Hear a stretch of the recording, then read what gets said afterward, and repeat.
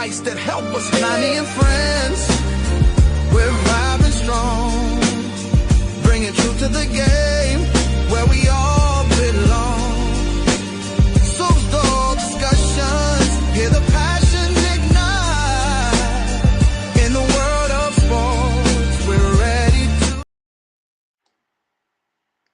Hello, and welcome to Lonnie and Friends. I'm here with my partner in crime here, Tony Robinson. He's out in Texas. Of course, I'm out in crazy hot Arizona. So, Tony, it's been a while since we actually. So, how's everything going? It's been a while since we actually got on here, and so with after the Super Bowl, everybody kind of go to their own corners and deal with their life things, and then we kind of just get back. We've been talking over the weeks here, and we've kind of been itching to get back on to talk about some things. But this week is a good time because it's the NFL draft, right? It's kind of like the beginning of our season, and we already had free agency last month. So, how you been, man? I've been good, man. Just scratching and surviving good times, right? Just working, getting my kids, coaching my kids' baseball team. That's fun seeing the maturation of them. 6-year-olds, 4 to 6-year-olds just get better and stuff like that. Never really thought that I would like to coach that age, but it's fun, even though they're very all over the place sometimes, but I enjoy it. And my son, my 10-year-old, he made the state championships for breaststroke and freestyle. So I'm excited for the grind for him and stuff like that. So just loving life, man, and just enjoying fatherhood. So. Yeah, you got a fun age. You got kids that are, the age of your kids. You got one on the top end of, getting up there near the teen years, and you got one that's still, around the 5 and 6 year range. But I mean, I'm hearing your 6-year-old, he's doing switch hitting. You teach him how to switch hit. I mean, what's up with that? Well, I told him while he's learning how to hit, he might as well learn both sides. Like that's the way. That's the best. For me, I wish I had that growing up. The best coaching, I think, is like training him to do everything, not just one side here. I'm thinking he's going to be like 6'7", like me, power hitter, hitting from both sides. I mean, I don't know if that's many people that do that, in the MLB. So that's what I'm looking at. I'm having the foresight to think that way to set him up for his future. So. Yeah, it's that's where all the money's at in baseball. There's guaranteed contracts. We talking football and it's fun and everything there, but football's contracts are getting up there too, but they're not guaranteed like baseball. You're seeing these really good players, signing for $300, $400, $500 million. Especially if you're really exceptional. So that's a fun time. Yeah, nothing going on over here, man. Obviously, wifey, she's a nurse now and she's doing her thing, and me, I just kind of been sitting back in the cut, just seeing what's the next move for what I want to do. Teenage daughter got a car recently. So, that's always fun. And it's always fun to figure out, hey, when are you going to let them actually drive, on their own? But, I have a lot of parameters set in place because, I still want those grades to be on point. And of course, she has a job too, and I want those. But first and foremost, everything comes around grades. We talk about it all the time. No matter how old your kids are, and you want them to earn it, right? You got to have good grades in school. Got to do all the things you need to be doing, and then you can get all of those different things that your parents. Because you got a car, but you still have to do the things to drive that car, right? Yeah. Because it's out here. It's dangerous out here the way people are driving. You got to be able to make sure that your teen is ready. Mine has definitely been ready to drive now for a while. I've been in the car with her for over a year now. She can drive by herself. But you know what? I want to see a little bit more. Get not driving, but just make sure that you keep your grades on point and keep all those things going. And that way, you can earn the right to be able to have those good things that your parents are doing for you. Definitely. So it's all good. Hey, let's get started, man. Oh, I just saw that just came across the wire that some things that I'm not quite sure if we fully talked about, Tony, before. It's Mike Vrabel. He just did a press conference talking about his situation with Diana Rossini. I'm not sure if you've been following that, but he just released a statement because he was in Sedona, Arizona, which is not too far here. Maybe an hour and a half or so up north from me. Everybody's seen it. It was on page 6 and everywhere they reported that they saw all these photos that they took, and it would look like more than just a professional relationship. And so Mike Vrabel with the New England Patriots, he had to come out and confront those questions, because Rossini has been going through a lot, and they both are married, right? And so Rossini had to go through a situation where she had to go with the Atlantic. They wanted more information about, her relationship, with Mike Vrabel and everything, and she really couldn't produce it. So she resigned, and then of course Mike Vrabel said, "Hey, I'm not gonna talk about this until I talk to my teammates, my team, my family, and everything." And so he just came out, put a statement out and everything, saying that it was a. He talked to the team about his situation. He talked to his family, and all of them are supporting. And he said he had to do better. He said he don't want to bring any kind of scrutiny on, his players and everything. I'm just paraphrasing here, and kind of went through the whole routine of, it was a statement that of course somebody wrote for him, and, and all this stuff like that. But I think that it was really weird to see that happen. And for him not to put out a statement until now was kind of crazy too. But definitely, I think that there was some there possibly. But I'm not quite sure if it's a total private matter. When you're leading men and you know what I'm saying, Tony. If you're leading men and stuff like that, you got to be accountable for your actions too, right? Oh yeah, definitely. But I always play the devil's advocate. Well, did they see that they actually did something, or just them at a bar? Like, people go to the bar all the time. Were they holding hands? Were they close? Yeah, they were holding hands. Yeah, they were out there. Oh, I'm okay. not I sure didn't if you see saw that. it all, Okay. but it was a Yeah. big deal. Oh, I mean, they were big. holding. I mean, they were out on the terrace, and she was in the bathing suit, and he was in the swim trunks, and they were sitting at the pool I didn't together. see. And then I they only were saw literally one. holding hands like this and looking in each other's eyes on Oh, the I didn't see all terrace. that. Oh no, it was heavy, brother. It wasn't. Look, I wouldn't even bring it up if it was, Yeah. no, they're there, but yeah, there was something there, and they're both are married, and so and he said, "Oh, we were there with a bunch of friends and blah blah blah." Says, "No, these photos are not AI; they're real." And he had, when you're leading men, young men, and you want them to do things in their private life, and you're leading a championship organization, one of the winningest organization in the NFL, and you took them to the Super Bowl last year. So you have a little bit of explaining to do about it, right? You gotta talk to your team, see how they feel about it, because you're holding everybody else accountable on your team when they are out there doing things in their private life. So as a coach, you have to come out and say, "Hey, man, I think I was wrong. It was a private matter." He didn't take any questions after it either. So he didn't want to bring up anything extra. But yeah, man, it wasn't really a good look for him and the organization to see that happen, especially she being a reporter, and everybody's kind of saying, "Well, this is how she's been kind of getting these these exclusives, dating back for a while with players." And then of course that's not really fair for all the other reporters trying to do things the right way, especially if you're another female. But did she actually do that? I mean, this is just one situation, but like, they trying to say she's done this before, but it's like, how do they know that? They don't know how she got her Well, stuff. I mean, it's speculation, because this comes out as all speculation now. There's people talking about it. Okay, there's people talking about it. They got her, she resigned from the Atlantic a couple of weeks ago. And so yeah, there's a little blowback on it. It's not like it. I just want to. For me, I have to gather all. Even though I'm new to this topic, I have to have all the facts before I just take one side.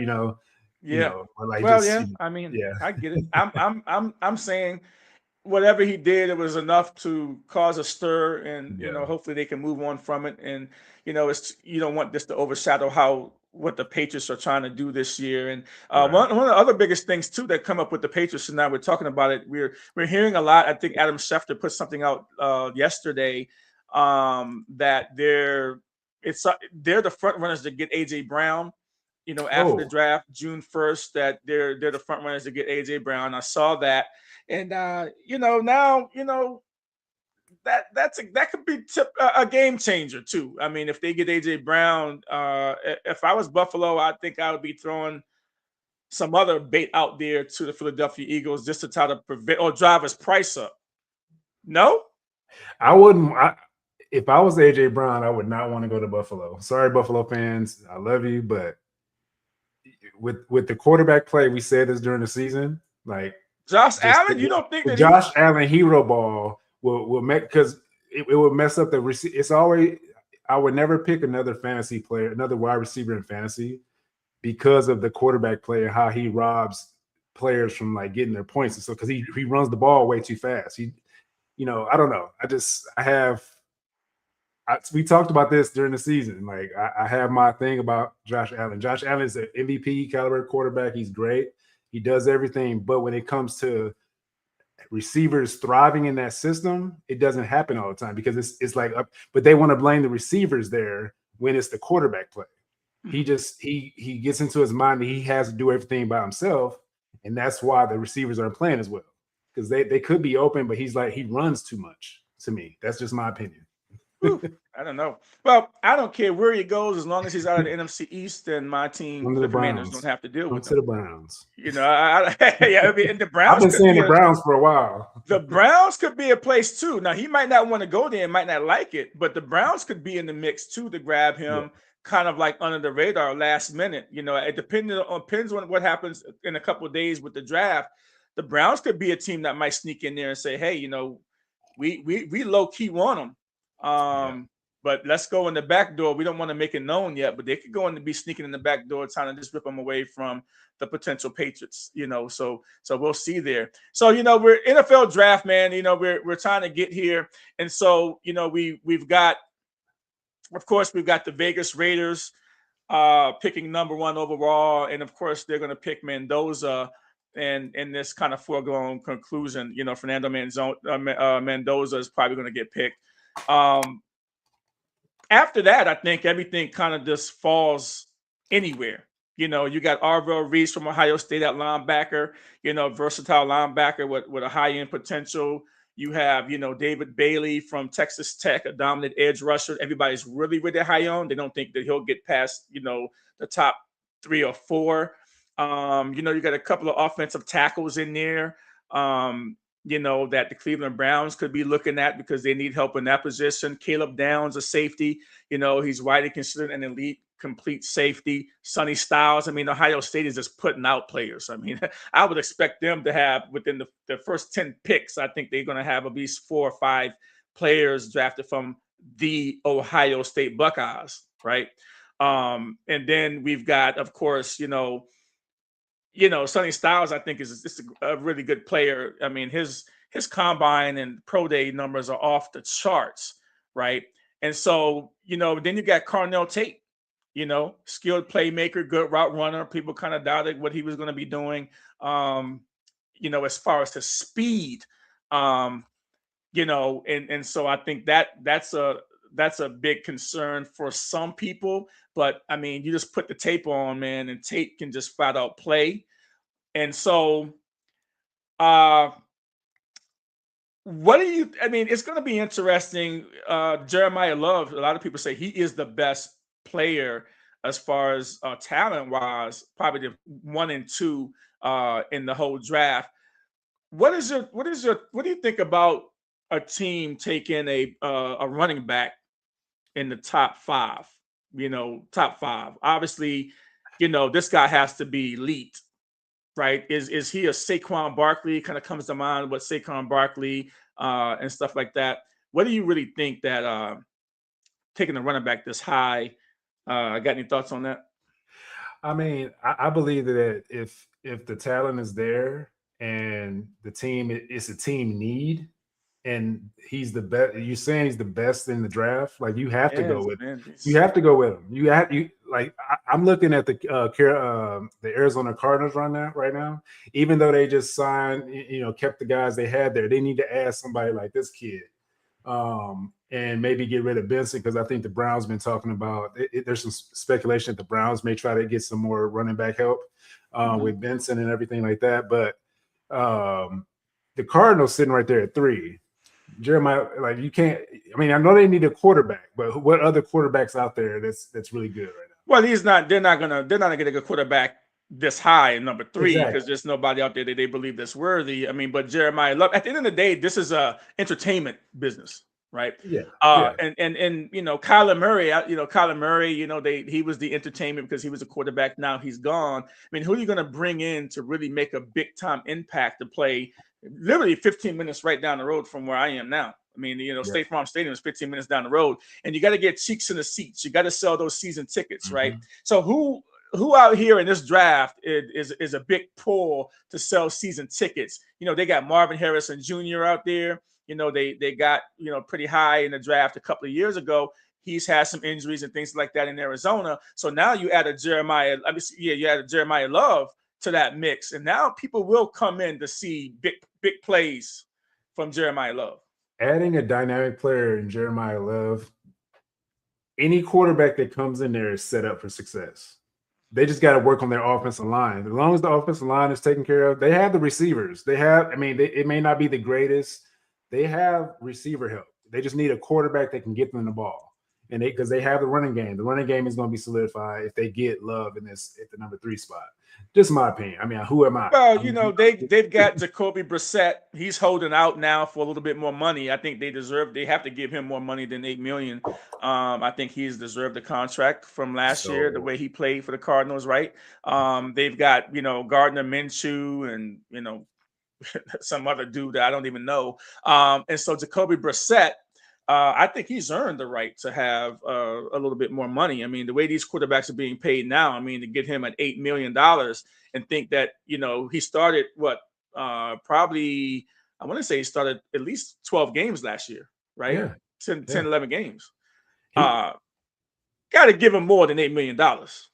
Yeah, he's a solid quarterback. He's a veteran now. It's like, he can win you games. He's smart. He's smart between the ears. Like, he's a veteran quarterback. Just let him roll with it, and just give him a running back like Jeremiah Love. Yeah, Marvin Harrison Jr.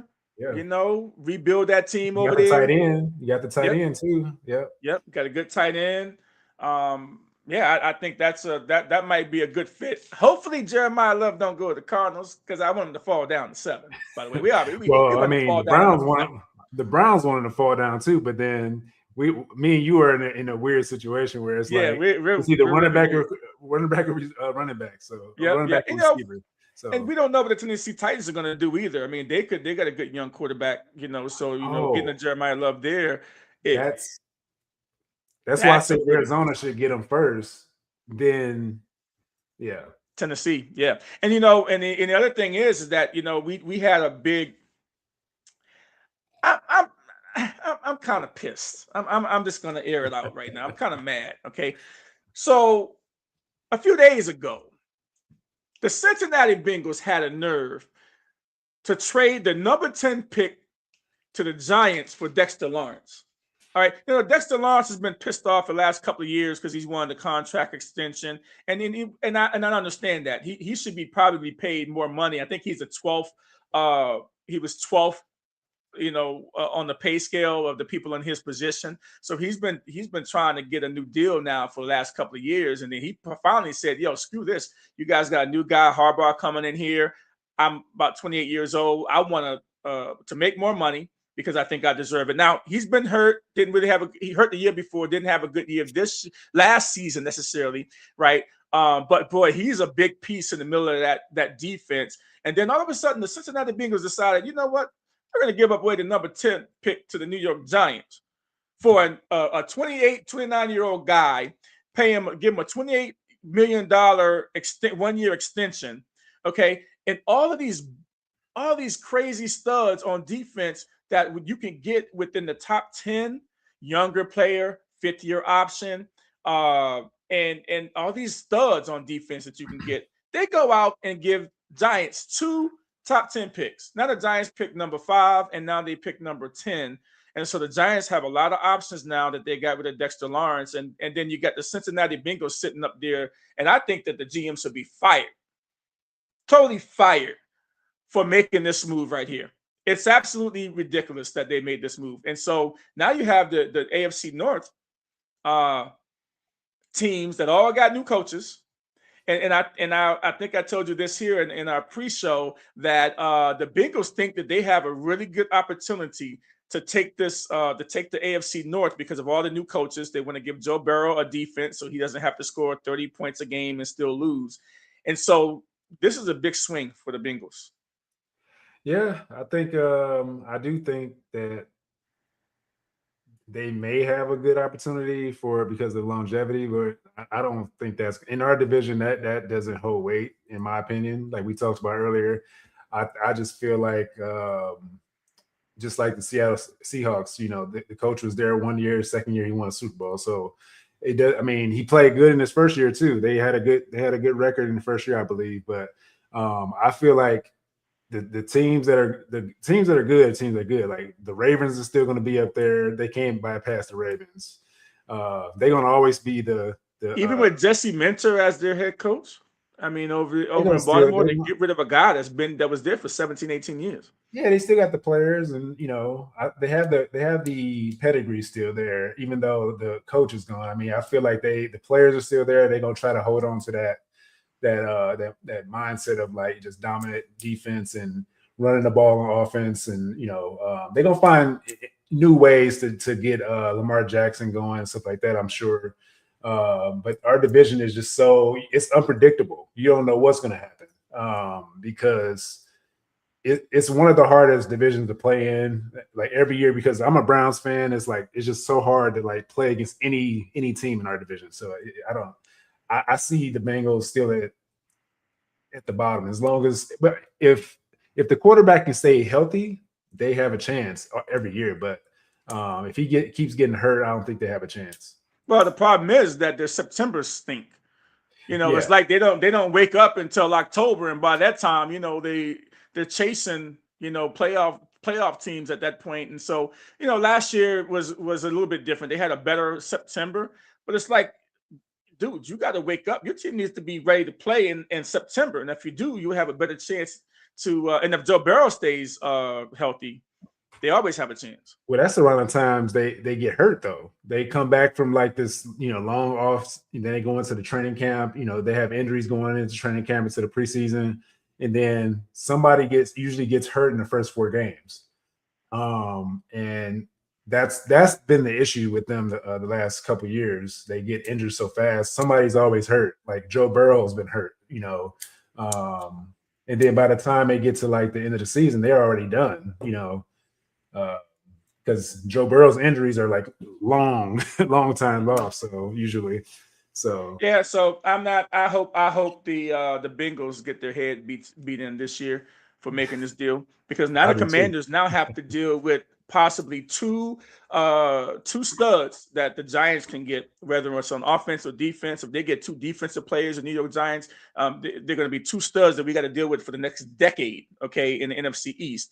And if they get, have to get Jeremiah Love, we just got, we got Saquon Barkley right down the road now in Philly. So we've had to deal with him his whole 7-year career or 8-year career. Now we got a potential Jeremiah Love that we're going to have to deal with on offense. But if they let Jeremiah Love slip down to number 6 or 7, okay, to the Cleveland Browns or the Washington Commanders, and which brings us to this whole dynamic, because of course me and you I'm a Commanders fan, you're a Browns fan, and the Browns pick number 6 and we pick number 7. Now we both are assured on getting a really good talent.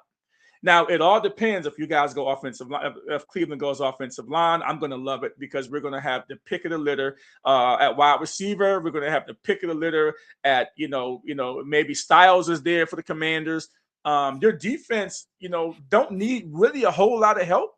But you guys have a couple of issues. You had a quarterback issue, and you also have who are you going to have to help the Cleveland Browns? Let's talk about the quarterback thing first, because it's been a while and a lot of things have happened over the last few months. And so we've talked about the quarterback position, and I told you that, the quarterback position is going to be interesting. I'm going to let you go ahead and talk about what you think how the quarterback position is going to unwind there in Cleveland. How I want it to unwind is that they just solidify who they want as the quarterback one, and I feel like they're doing that. There's a lot of speculation out there, and like people, I feel like it's a lot of like people just coming in just wanting to like have an opinion, or they just hating and just like trying to stir the pot and stuff like that. But I think it's going to be Shedeur Sanders, QB1.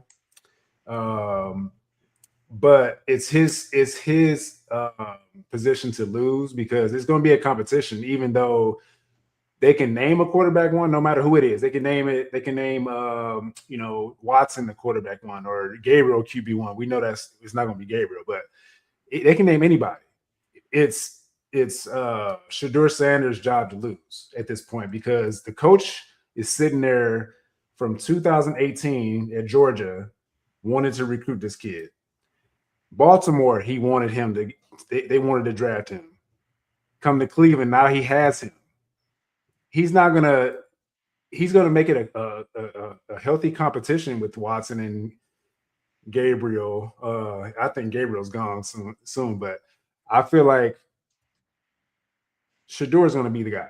That's who I want to be the guy, only because we got a new team. We got to get past the Watson stuff. We keep going back to the Watson stuff, and he had all these years to prove himself, but he hasn't done it yet. Even though I like Watson, we talk about this all the time. He has an opportunity in a new system to do well, but I don't want him to like let us down again.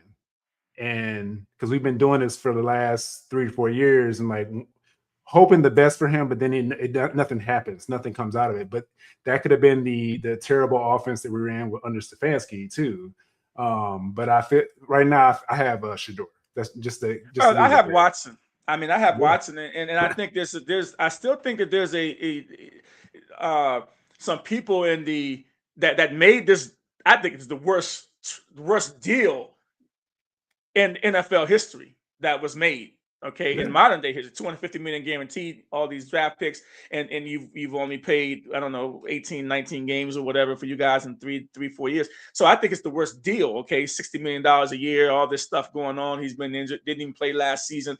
So all of this stuff that I think there's still a faction of people that made this deal that just don't want to be wrong, right? And I don't know if they're pulling either the owner or somebody up top are going to be pulling monkey strings to make sure that Watson gets back on the field somehow. So they know definitely when his contract is over and they decide to release him, however it pans out, that they know for sure that he's had the full chances when he's 100% healthy, and that, because let's just say that Watson gets the starting job, he balls out.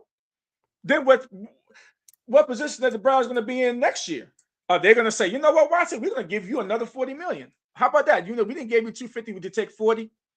And then now you still have, I mean, remember, he's still a young player. I mean, he's not even 30 years old yet, maybe 30, not quite 30. 27, 28. Yeah. So just think about that.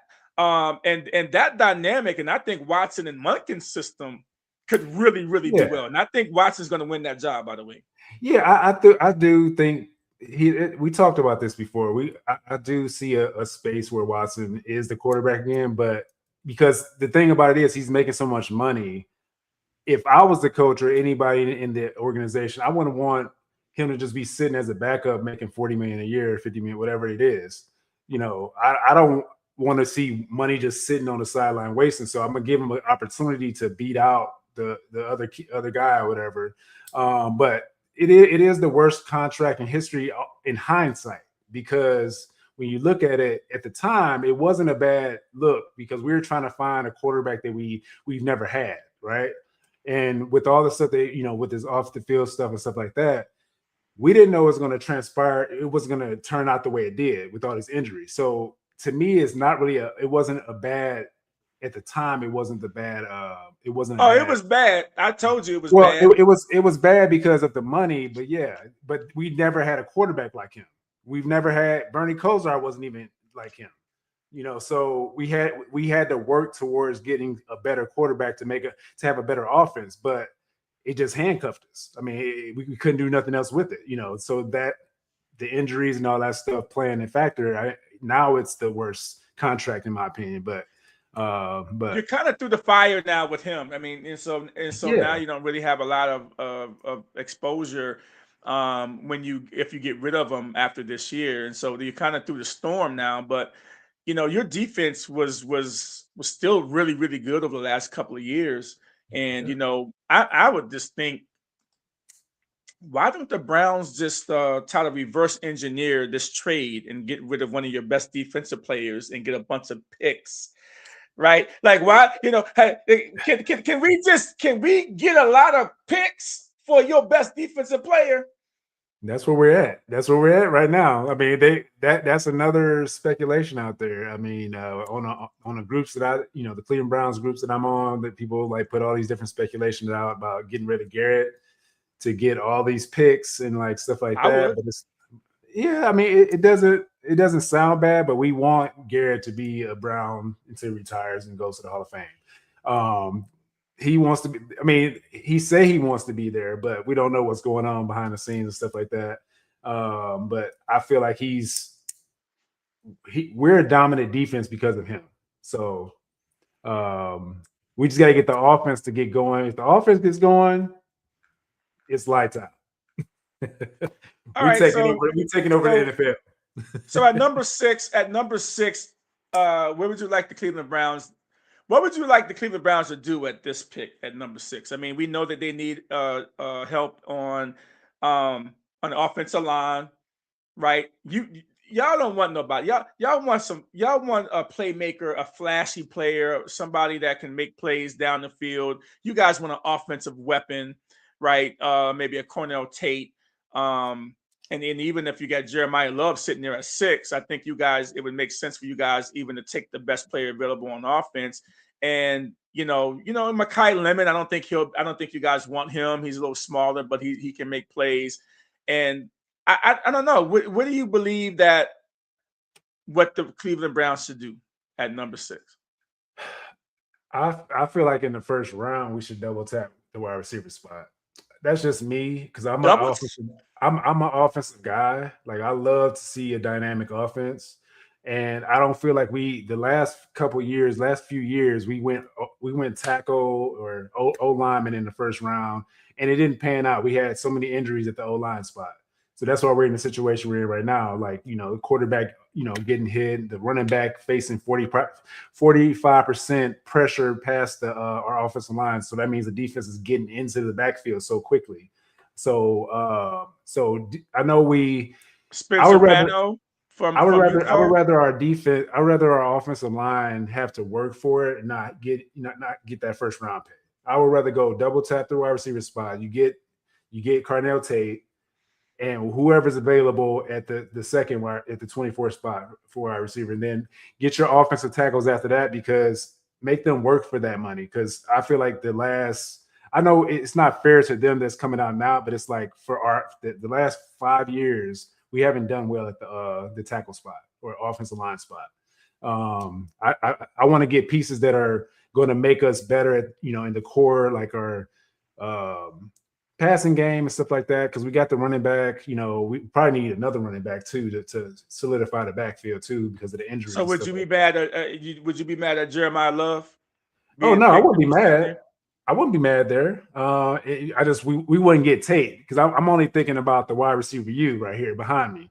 The wide receiver over here is producing the recent history has shown over the last 10 years. Ohio State wide receivers have been doing well in the NFL. When they go to the NFL, they do very well. So no other team has done that besides LSU, but LSU is not putting out as much as we putting out. And we got more coming. So those Buckeyes over there, Yeah, I mean, Tate is. I guess Tate is probably the guy that's probably the most durable out of the wide receivers. He's tall. Long wide out. His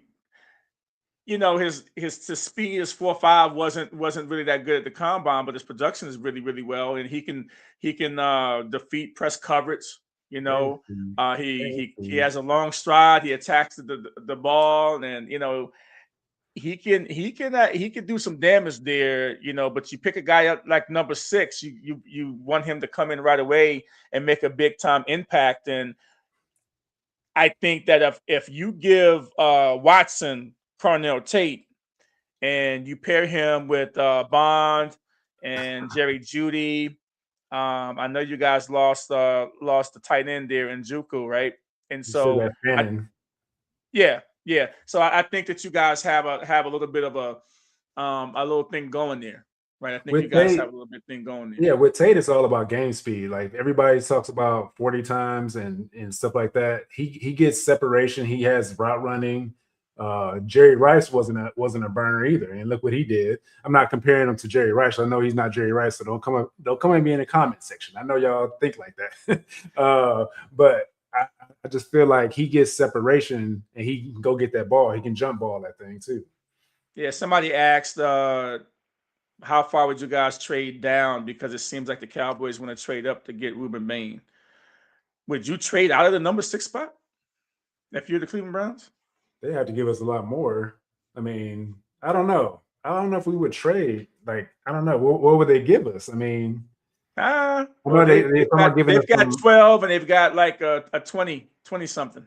Yeah, I think they talk about giving us a 12, but they wanted to give us that for like Garrett too. But I don't know, man. Like, I feel like we need to solidify our offense. That's why we have to get a wide receiver, because Tate's not going to be there later on. So he's going in the top 10. So I don't want to lose that spot, because for me, if I was a GM, I'm not anybody, but I feel like getting a wide receiver to solidify, because we had the most drops last year in our wide receiver core. So why would you not want to get a wide receiver that catches almost everything?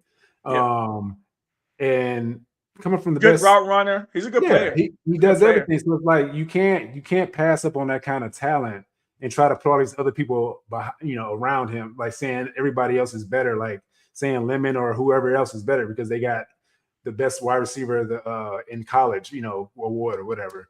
That's because Tate. Well, if you have a lot of good defensive players left there, are you just bypassing all the defensive players at this point and just looking straight at wide receiver? I mean, I don't think you guys could. I mean, if a Ruben Bain is there, right, from Miami, or Arvell, I don't think Arvell Reese is going to be there, but David Bailey, another Ed, Sonny Styles can be there. At 12? Huh? You talking about at 12? At 6.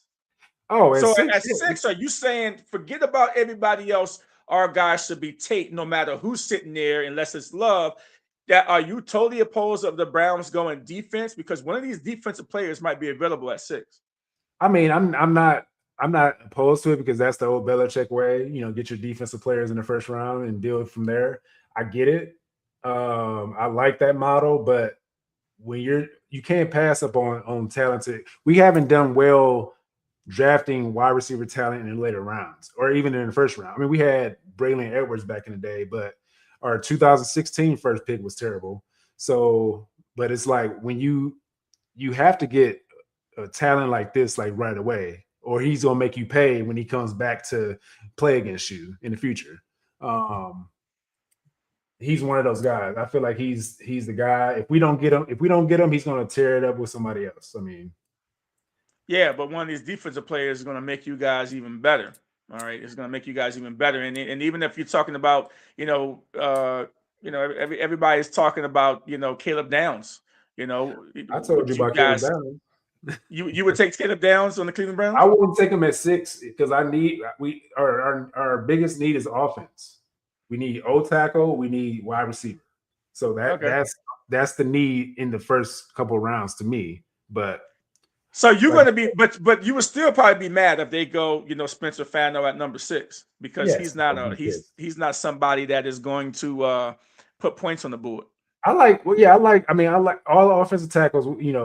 They play a big role on the offense, obviously, and they're always overlooked and stuff like that. But for us to not have a solidified wide receiver 1, that's the issue I have. Yeah, we haven't had. That's what I've been saying that through the whole season. We need a big time wide receiver 1, a big body, not these like small, like lean, gadgety people. I won't say a different word, but trying to be PG over here. But I'm a 46-year Browns fan, so I've been through the mud So Well, we I need know. to get this thing going.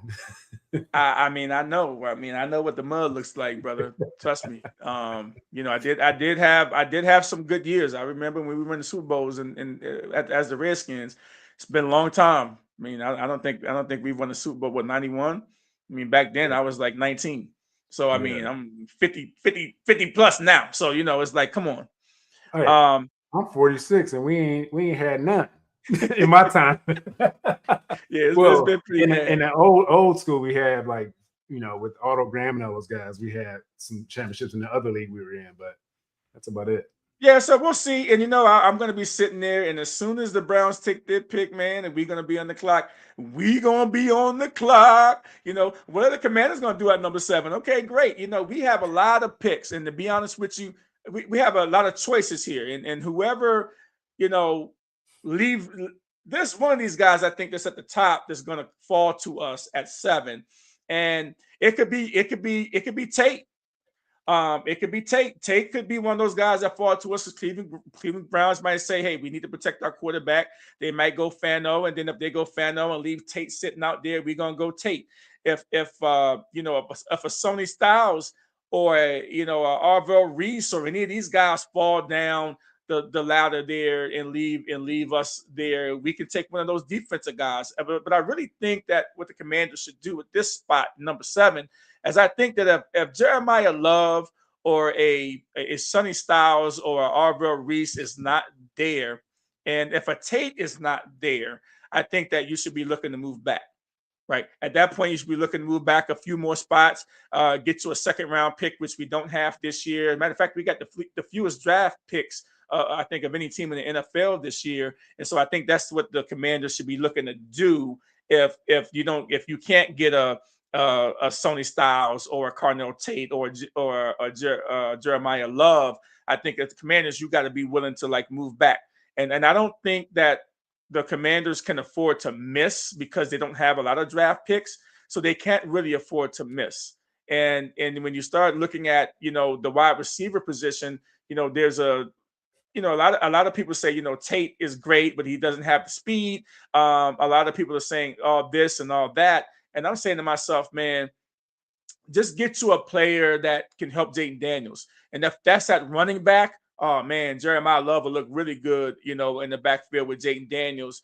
And, that would be awesome. A Tate, right now, Terry McLaurin, he's long in the tooth. He was injured last season after he got his money. After this season, then, I think he's going to be $38 million next year if he doesn't restructure his deal.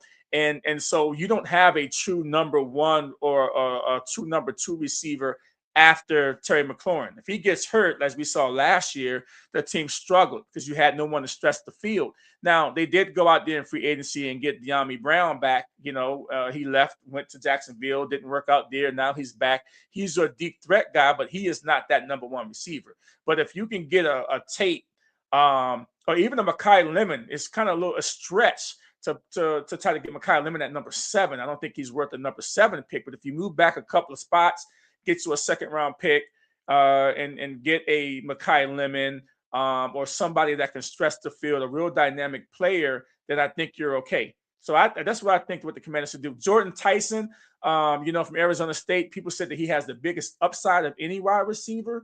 My only problem with that is that he's only played 17 games out of 4 years of playing football.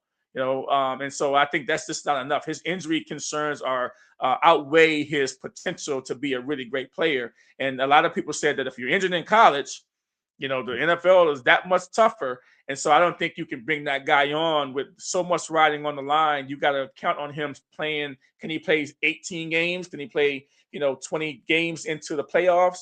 I'm not quite sure if he's only played 17 games over the last 4 years. And so I think with the Commanders, I think what we should do is move back. If we can't get a Tate, Love, or a Sonny Styles on defense, I think we got to move back. I would love to get the Sonny Styles though, because I just think that we're too slow on defense. We got a lot of good pieces though in free agency, but we're kind of too slow. We need to get younger, faster. So I'd be happy with one of those Ohio State defensive players. So you're saying that your number 1 need would be wide receiver and running back, or or anybody the best available? Best available. I think the best available, and that would be either one of the Ohio State studs at defense, or Tate, as a wide receiver, or if Jeremiah Love's there, I think you got to take him because he would be the best player available. They're already saying that Love is the best player in the draft. So if Love is the best player in the draft as a running back, even over Mendoza, then it really comes down to, of course, we know the Raiders don't need a running back. They drafted one high last year. And then Mendoza is the top quarterback, so they need a quarterback. They're going to draft him. But if Jeremiah Love slipped past the Giants and he slips past the Browns and he slips past all these teams that say that it's too high of a value to pick a running back in the top 3 or 4, then he slips down to 7. I'm taking Jeremiah Love. If Caleb Downs is the only one there, would you take Caleb Downs? That's another Buckeye. I know he's going to be Caleb Downs. He's a safety, and so when I look at a safety position, I think that's kind of too high to pick a safety necessarily. He's a game changer though. He's a game changer. I'm looking at position value. Safeties are cheap out there, and am I getting a guy that is an Ed Reed? I don't know. I mean, if he's a Hall of Famer like Ed Reed, somebody's going to be a perennial 10-decade player, then you can get value there. We got a safety already with the Colts. We got the safety. We rebuilt our back end on the safety level. The only other person I think that we could probably get is a cornerback that we could probably get that would make sense for us if we're getting a defensive player on the back thing, like a Mansour Lane. Lane he's the most consistent player in the draft class. I mean, he only had 13 passes, gave up 13 passes against catches, for LSU. He's a former Hokie down at Virginia Tech. And so I think when you're looking at that, if we're looking to get a player for the back end, I think we have to get a cover guy. I think we got to get a lockdown corner on the edge to go with Amos, our guy that we got last year from Mississippi, who played very well until he got injured. But if we can get a lockdown corner, I don't think we go after Caleb Downs because, you can move him around and everything there. But I think that we need that help there, obviously to cover wide receivers. I don't think we get a Caleb Downs at number 7. Yeah, I mean. He's going to be a game changer, though. Whatever team he goes to, he's going to be solid. Yeah. And so I think, it's going to be exciting looking at the draft this year. I'm excited. It's bad when when you're picking in the top 10, your team was bad. And we had to take a lot of Pepto-Bismol this year watching both of our teams. And so, when you did, it was pretty bad. We had to take a lot of Pepto-Bismol watching both of our teams this year. And so I'm excited the next 2 days. We're going to see who our teams are going to look for the future with, whether it's going to be a lot of good defensive players, man. Those Ohio State guys, man, 4-5 guys that go in the top 10. I'm excited for it. But let's flip the page for a minute. Let's talk a little bit about the NBA. I saw, the Lakers beat up on the Houston Rockets without KD. And, everybody's like, with LeBron James, 41, 42 years old, he's still doing it out there. He's the GOAT now because he beat the Rockets in one playoff game and all this stuff. I think you posted something today. I forget what it was. I kind of was speeding through a couple of things. So you add a question about, LeBron James, is he GOAT now because he did this and he did that? Well, he is the GOAT of longevity. He's the GOAT of longevity, okay? And what I would say to that is that Tom Brady is the GOAT. Not only, remember, Tom Brady was playing at 45 years old. He was playing a tougher game than LeBron James at 45 years, different sport, right? But the difference is Tom Brady got how many rings? 7. He got 7 rings, right? Tom Brady got 7 rings, and he played till he was 45 years old. So there's no dispute about who's the GOAT. He's got longevity, he's got the rings, and we know that he's the GOAT. Okay. LeBron James, it's very impressive what he's done. I thought it was a great moment when Bronny James came into that Houston game, and you saw father and son, playing together in the playoff game, and his wife was there, his family was there, his grandmother was there, and you got to see the generation. Now, this is not the passing of the the torch for LeBron James, giving it to Bronny. Okay, because Bronny only came in spot time. He didn't play any significant minutes, and quite frankly, we know Bronny is not the type of player that his father is, and I don't think he will be. Very impressive what LeBron James has done. Can they win this series when KD comes back?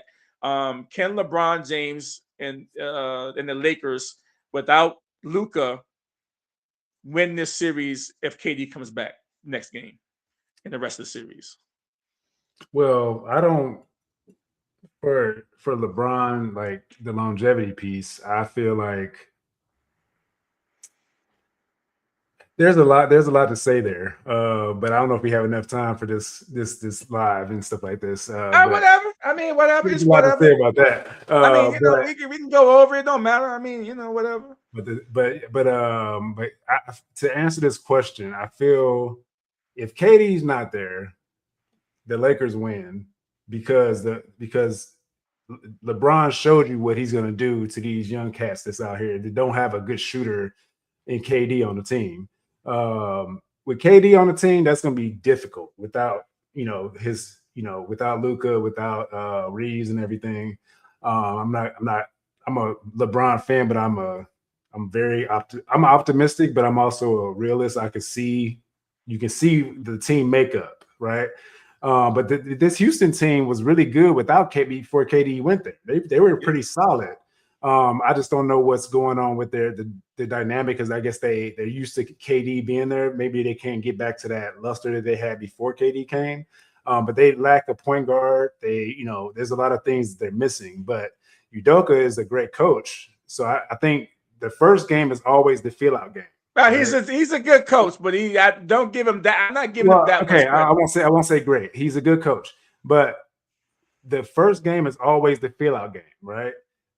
Usually in those feel-out games in history, LeBron kind of lost in those games, but then the next they kind of like figure out what to do next. But I feel like Houston's going to come back next game knowing that it's only LeBron. They're going to try to find a way to take him away, and make everybody else beat him. That's what I think they're going to do. That's what I would do as a coach. I'm a LeBron fan, but I'm not. I already see what they can do to him.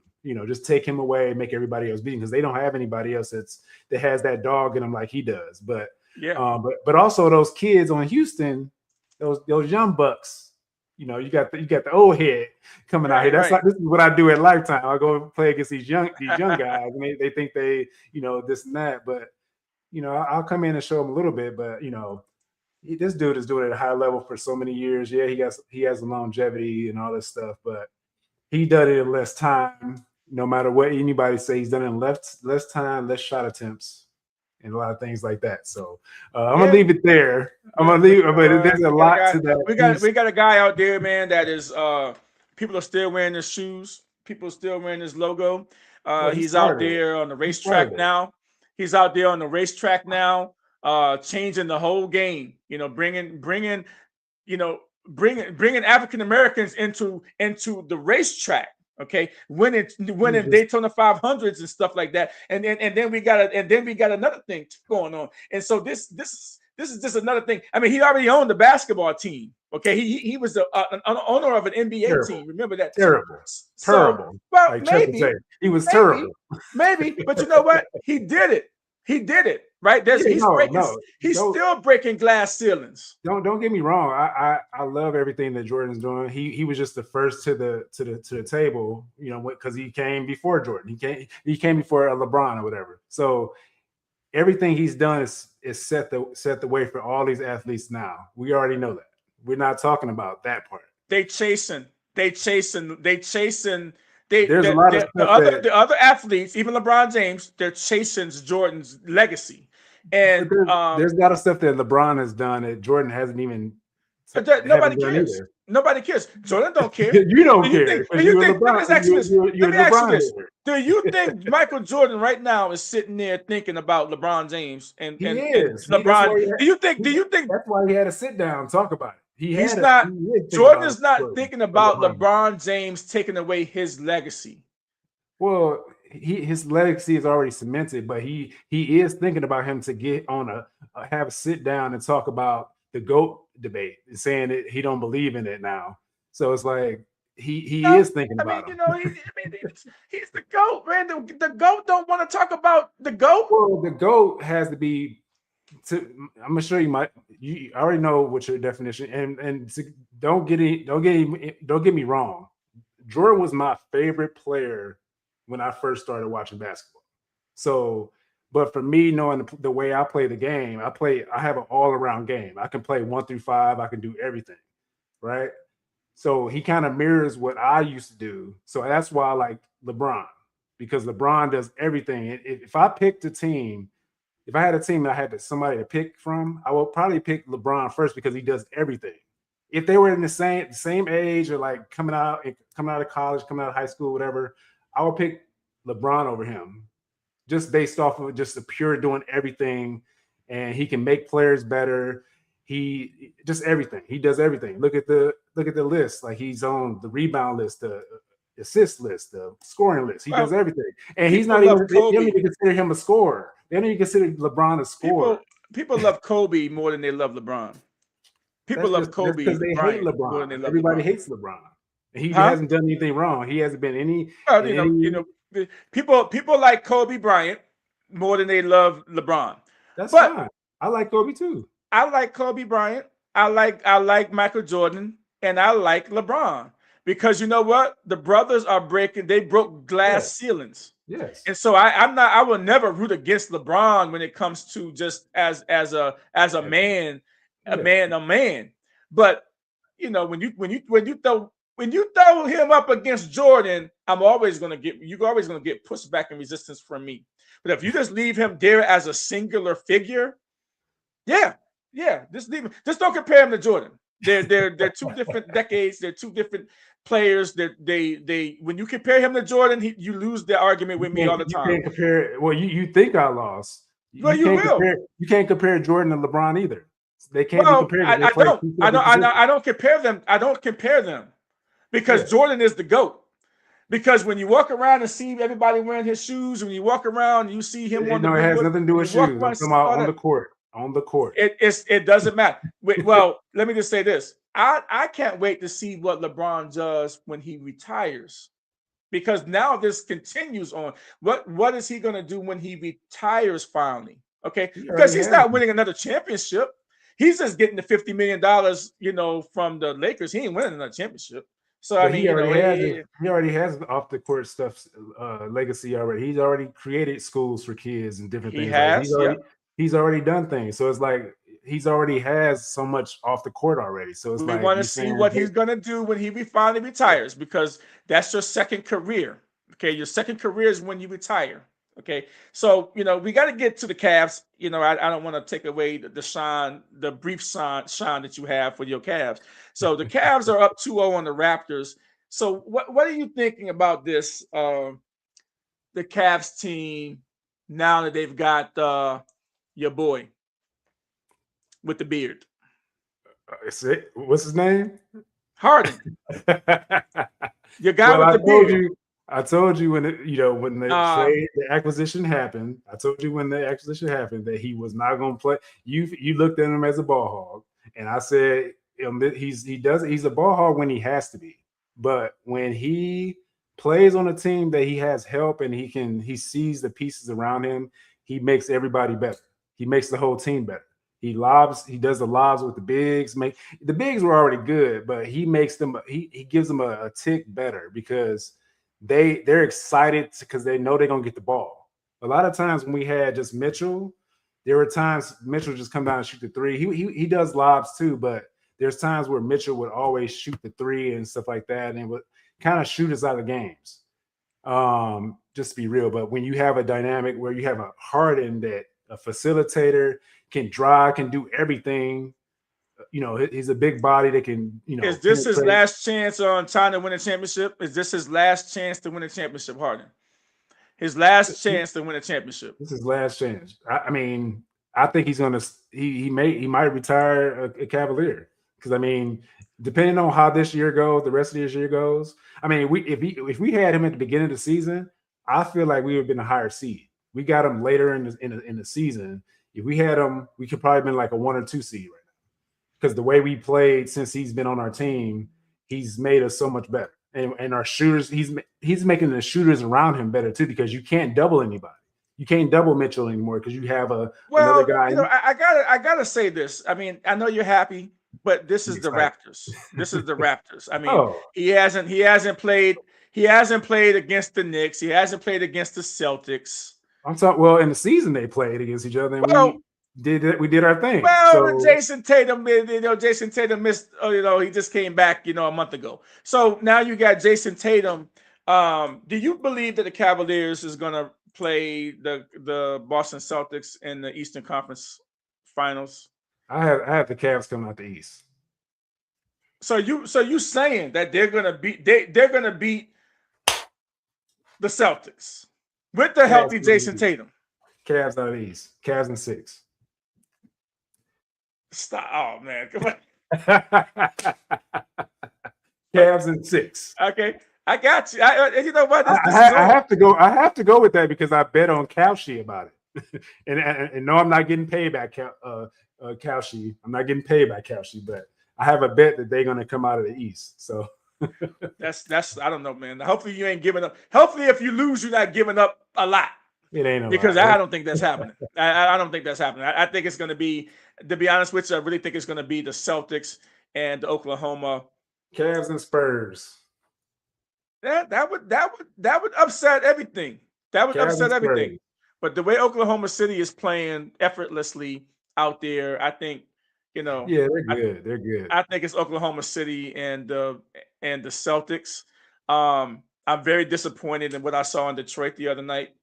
All right, getting beat up by the Orlando Magic. That was horrible. And I think that the Cavs are a good team.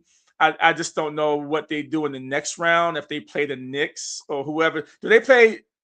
I don't know. I forget the seedings, but I'm not sure if they win the next round, they play the Knicks, or do they play the Celtics? I forgot the seeding, but I know the reason for the Detroit loss, Cade is coming off that collapsed lung. He's on a minutes restriction, so he had to work back up. He's working back on his conditioning and stuff like that. So that's a major it's about all the other players. He had a good game. He turned it up in the third and fourth quarter, but he didn't start off well because he was kind of like feeling his way back. He's still feeling his way back. So that I think they were flat. I think Orlando, when these teams come from the play-in, they're already playing playoff basketball. Win or go home, and then you've got these other teams that have been off a week and a half, and then they come out flat. Well, yeah, it comes down to that, but at the same time, you have to understand, obviously the play, like you said, the playoff is different. The way they play is a little tougher, but the Orlando Magic, they read the scouting report. They know the injury history. They know Cade Cunningham comes off of a collapsed lung. He's not going to be pushing as much as like he usually does. So they're going to attack him. They're going to say, okay, you plan, so I'm coming at you. This is what I would do when I play. Like, even though we can be friends, I know you got a knee injury. I'm coming at you. I'm attacking you. Stuff like that. So they attack Cade. That's the reason why he didn't start off so well, because they were like attacking him and like putting that pressure on him, and then he kind of stepped it up at the end. But next game it's gonna be different.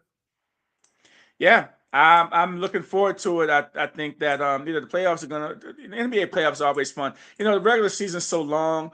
And it's hard for me to really get into basketball during the season until like maybe the final couple of weeks of the season. I follow it, but then once the playoffs start to set in a little bit, then that's why I really love playoff basketball. What Wemby's doing, the unanimous defensive player of the year. It's the first time ever in history that this has ever happened.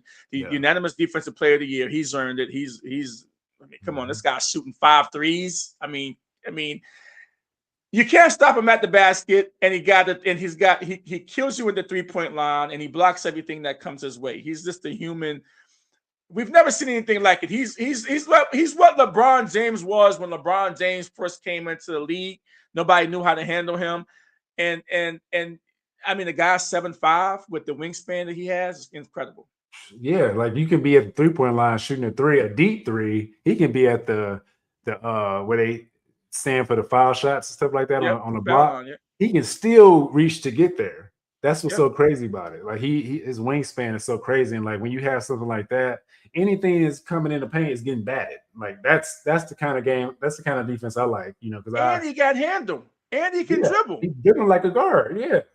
I mean, 7'5" dribbling like a guard, can get to any basket, to do whatever he wants, can shoot the deep three, can get in there. I mean, the only one that I think that he has a little bit of trouble with when they really want to pay is Jokic. Jokic, to me, is the best player in the world right now. I think he's still the best player in the world right now, period. Yeah. Even though they got beat last night, right? But I think that when Jokic plays him, Jokic had 40, right? Jokic is saying, hey, his body's just bigger. His body's just bigger. He's too frail. Wemby's just too frail, and Jokic just knows he's so like skilled. He's so slow, but he's so skilled. When you play in that Euro basket, they teach you from a young age. They start playing pro at 14. So when you play pro all these years, you know the different ways to get your shot off, no matter who's on you. You can have a 9-footer on you. You create that space. He gonna feel that shoulder coming into your chest, and he's so frail. Like he's gonna get off his. Jokic is great. He's gonna be first ballot Hall of Famer. Oh yeah, well he's definitely there, and I think of course I think Shai Gilgeous SGA is gonna win the MVP again. But I think Jokic, is gonna be probably second. I think Wemby might be third. That's voter fatigue right there, because I feel like with what Jokic is doing, even though I like SGA, and he's just it's the thing about the free throw vulturing or whatever they call it, that he kind of gets most of his points just from that alone. Man, does he play good defense? Does he play defense? Does he do anything else? Like I haven't, what do you think SGA is good. I mean, SGA he can play defense too. He's smooth. He can play defense. They got him out there like a mini Kobe Bryant. Right, not the tenacity of a Kobe Bryant, but he's smooth like Kobe. He's kind of like that third Jordan guy. Because you got Jordan, you got Kobe model his game, and then you got SGA model his game after Kobe. They kind of look a little bit alike out there. He doesn't have that tenacity. He's kind of got like a quiet assassin type of thing going on. But SGA is smooth. I think he wins it again. But I think Jokic could actually win it too. But I think they're going to give it to SGA again just because of the team and everything. But Wemby has served notice to the NBA. He's gotten everybody.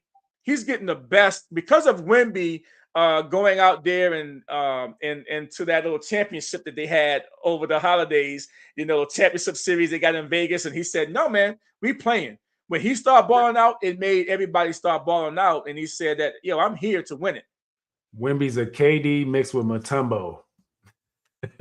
This is just crazy. But but the handle of Iverson. I don't know. I don't know if he's got. I don't know. I don't want to go that far. But again, I don't want to go that far. But he's got. I mean, a guy 7'5" with handle. Yeah. Crazy. Yeah. So yeah, man. It's gonna be good. I can't wait to have another one of these probably next week after. To see, how everybody gets their draft picks and in the trades and stuff that go on. It's good getting on here after a couple of months, having a conversation and talking to the people and letting them know what our thoughts were. And so, we're going to end it now, but, I think this is a good start and we're going to keep it going. There's other topics that we're going to talk about too. So yeah, I think this is a good start. Yeah, definitely. Looking forward to the next season already coming around the corner. Can't wait, man. It's going to be fun. All right. So with that, guys, thanks for watching us. This has been Lonnie and Friends with Lonnie Washington and Tony Robertson. Enjoy the NFL draft this week, and hopefully your favorite team is winning in the NBA playoffs. Peace out. Because mine is. Hating love in this crazy life race. And Lonnie and Friends, you'll always have a place.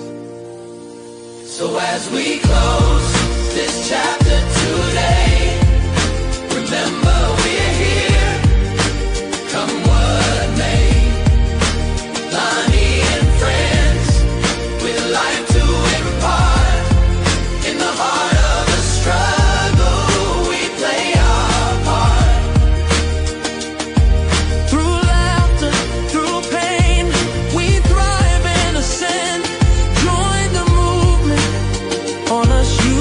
depend